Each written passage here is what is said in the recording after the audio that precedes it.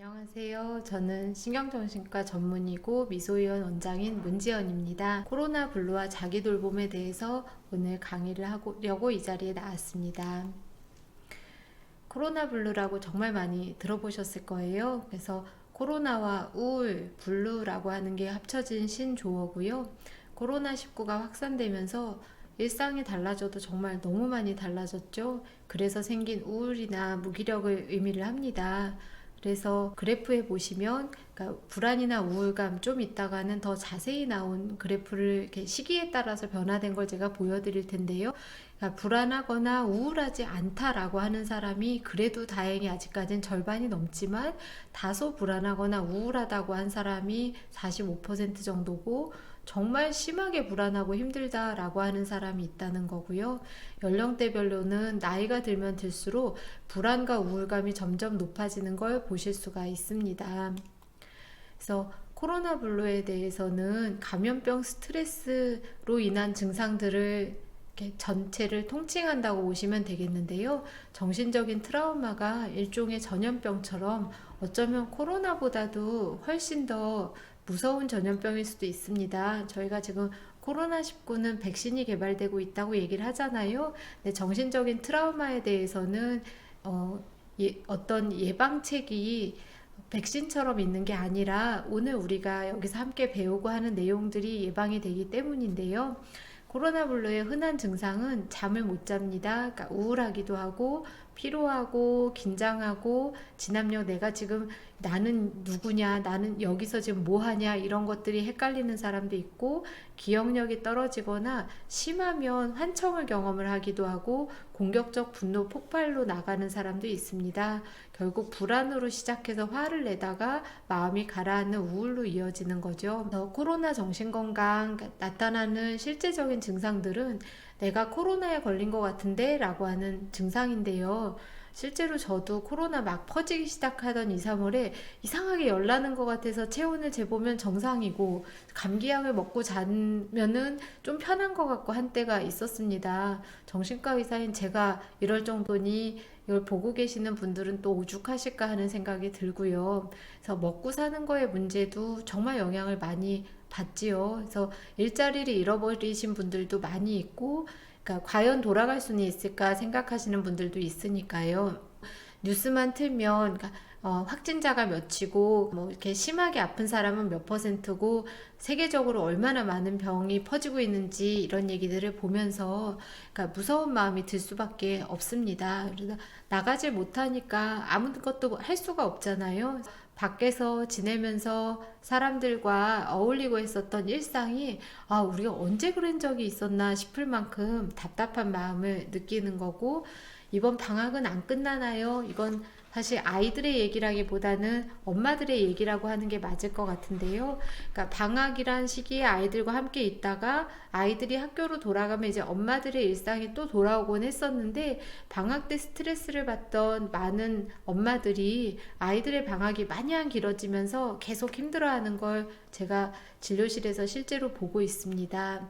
그래서 이 코로나 블루는 아직까지는 정신병으로 인정을 받은 건 아닌데요. 그러니까 정신적이고 심리적인 문제가 계속 있다 보면 원래 마음의 병을 가지고 있었던 사람들의 그 병들이 재발을 하기도 하고 악화가 되기도 하고 그래서 코로나19가 확 퍼지던 초창기엔 신경정신과도 일시적으로 환자분들 오시는 분들이 좀 줄었었어요. 그러다가 이후에는 그러니까 초기에는 공황장애가 재발이 돼서 오시는 분들이 많이 있었고 건강염려처럼 해서 오시는 분들이나 잠 못 자서 오시는 분들도 많이 있었죠. 이렇게 마음이 힘들어지다 보면 혈압약이며 당뇨약이며 병원 가야 되는데 챙겨서 가야 되는 날짜를 놓치고 이렇게 하다 보니 결국 모든 게 꼬이는 악순환의 연결고리가 존재하게 되는 게 코로나 블루에 있습니다. 그래서 걱정과 두려움, 불안에 대한 조사 결과를 말씀을 드릴게요. 이건 한국 트라우마 스트레스 학회 홈페이지에서 가져온 내용인데요. 걱정과 두려움은 보시다시피 V형으로 3월 조사해서 5월로 갈 때 조금 이제 조절이 되겠다 하고 사람들이 이제 기대감을 가지면서 떨어졌다가 9월 조사가 되면서 다시 올라가기 시작을 하니까 불안과 걱정과 두려움이 마음이 다 같이 올라가는 걸 볼 수가 있습니다. 그래서 이렇게 불안 계열은, 그러니까 V자 모양이라고 한다면은 저희가 우울감과 자살 사고는 모양이 좀 달라요. 우울감, 우울 위험군은 저희가 남녀 평균 빨간 그래프를 보시면 되는데요. 시간이 경과하면서, 그러니까 3월 조사에서 5월로 그리고 9월로 가면서 자꾸 길어지니까 사람들이 많이 지치니까, 그러니까 점점 더 우울한 것도 커지고 죽고 싶다라고 하는 생각이 9월에 이제 재유행이 돌기 시작을 하면서는 굉장히 많이 높아졌습니다. 그리고 자살 예방 백서 2020년도에 발행된 거가 2018년도를 통계를 가지고 왔는데요. 그때는 2018년도 통계는 자살 생각률이 4.7%였었거든요. 근데 자살 사고, 그러니까 자살하고 싶다는 생각이 드는 게 13.8%로 확인이 돼서 거의 3배 이상 늘어난 모습을 볼 수가 있습니다. 그러니까 길어지면서 사람들이 정말 많이 지치고 있다는 생각이 드는 통계인데요. 그래서 코로나 팬데믹 힘드시죠? 그래서 힘든 걸 힘들다고 말하는 건 괜찮습니다. 이건 제가 썼었던 책에서 한 토막 가지고 온 건데요. 그러니까 아무리 힘들고 고통스러워도 힘든 내색을 하거나 힘들다는 표현을 하면 안 되는 건가 물으신다면, 저는 힘들면 힘들다고 얘기를 하시라고, 또 옆에 있는 사람들이 같이 얘기해 줄 때, 그러니까 얼마나 힘들었겠냐고, 그러니까 힘들어해도 괜찮다고.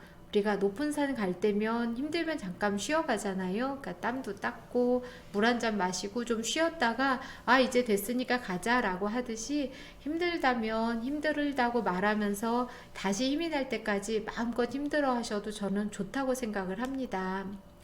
근데 만약에 힘들다라고 얘기하는 건 괜찮지만 이것 때문에 우리가 얼어붙어 버린다면 얘기가 다르죠. 그래서 우리를 무너뜨리는 2가지 레스라고 하는 걸 제가 써놨는데요.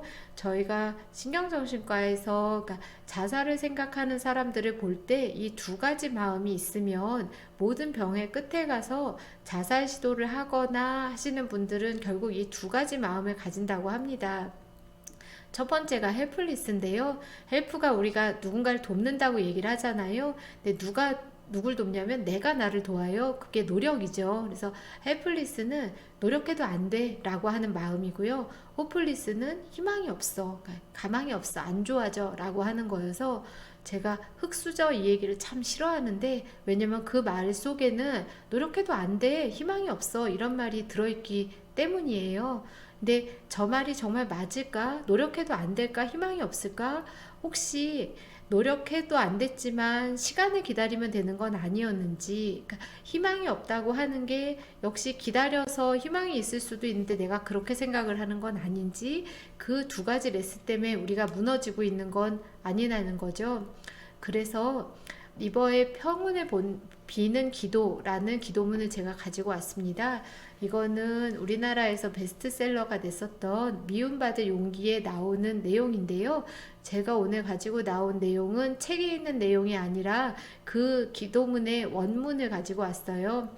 하나님, 제가 변경할 수 없는 일들은 받아들일 수 있는 마음의 평온함을, 제가 변경할 수 있는 일들을 변경하는 용기를, 그리고 그 둘의 차이점을 아는 지혜를 제게 허락하소서. 한 번에 하루만 살게 하소서. 한 번에 한순간만 즐기게 하소서. 역경을 평화의 도로로 받아들이게 하소서. 네.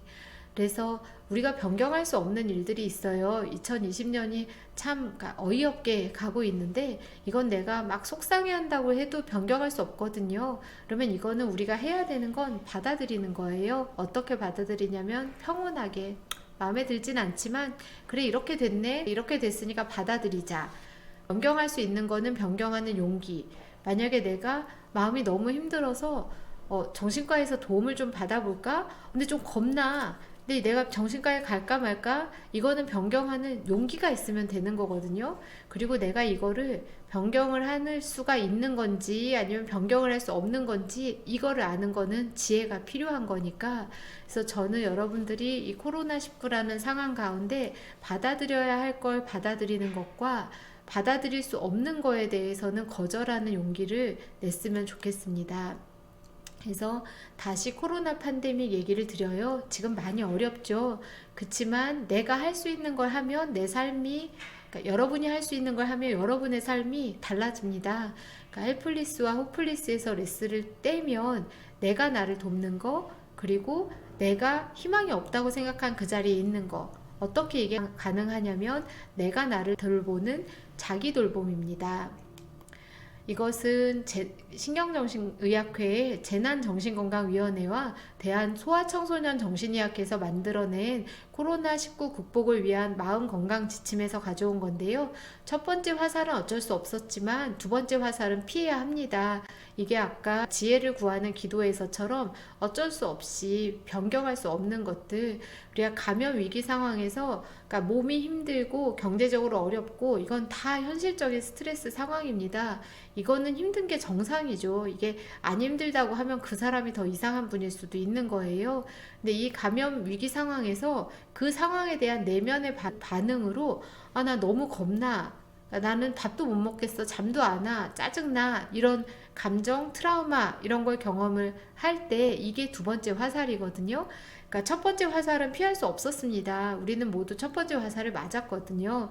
근데 두 번째 화살은 스스로 조절하고 관리해서 피해를 최소화할 수 있어야 합니다. 그래서 저희가 감염을 위한 방역만큼이나 마음의 고통을 예방하고 치료한 심리 방역이 중요한 이유이고, 오늘 제가 이거를 강의하는 이유이기도 하겠죠. 이 위기를 우리가 다 함께 이겨내서 공동체의 면역력을 높이기 위한 심리 방역을 실천할 수 있으면 좋겠습니다.